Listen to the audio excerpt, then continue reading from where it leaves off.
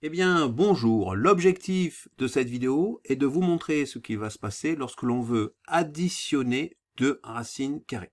Alors, je rappelle que cette vidéo est de niveau seconde. On va commencer par la règle R3. Quels que soient les nombres réels positifs A et B, racine carrée de A plus B est donc strictement inférieure à racine carrée de A plus racine carrée de B, ce qui implique que racine carrée de A plus B est donc différent de racine carrée de A plus racine carrée de B. Alors je sais qu'il est tentant d'écrire l'égalité, mais malheureusement, ça ne marche pas. On va donc maintenant effectuer la démonstration de cette propriété R3. Alors, on considère le triangle rectangle ABC. On choisit pour la longueur AB, donc racine carrée de A. La longueur AC fait racine carrée de B. D'après le théorème de Pythagore, je sais que BC égale racine carrée de AB carré plus AC carré. Je remplace la longueur AB par sa valeur, c'est-à-dire par racine carrée de A. Je remplace la longueur AC par sa valeur, c'est-à-dire racine carrée de B. Et je me retrouve avec BC qui est égal à racine carrée de racine carrée de A le tout au carré plus racine carrée de B le tout au carré. Je sais que d'après la définition de la racine carrée de A le tout au carré, eh bien, ça va me donner le nombre A. Je sais aussi que racine carrée de B, le tout au carré, ça va me donner le nombre B. Et donc, BC égale racine carrée de A plus B. La longueur BC, c'est-à-dire l'hypoténuse, vaut donc racine carrée de A plus B.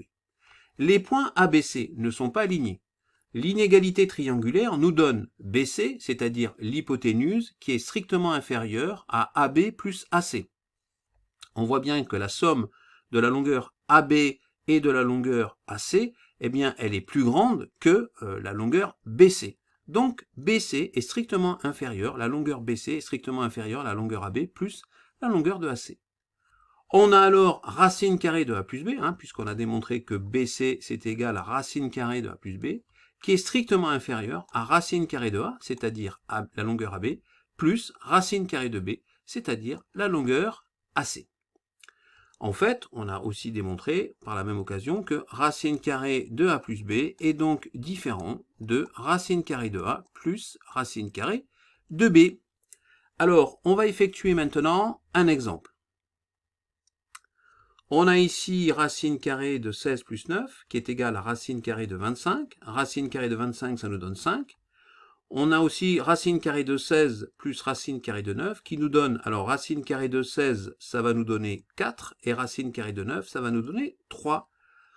4 plus 3, c'est égal à 7. On retrouve bien le fait que racine carrée de 16 plus 9 est donc inférieure à racine carrée de 16 plus racine carrée de 9, puisque en fait 5 est bien strictement inférieur à 7. Et on voit bien aussi que racine carrée de 16 plus 9 est différent de racine carrée de 16 plus racine carrée de 9. Et bien voilà, c'est la fin de cette vidéo. J'espère qu'elle vous a plu et je vous dis donc à bientôt sur la chaîne YouTube ainsi que le site internet Skol Mathématiques.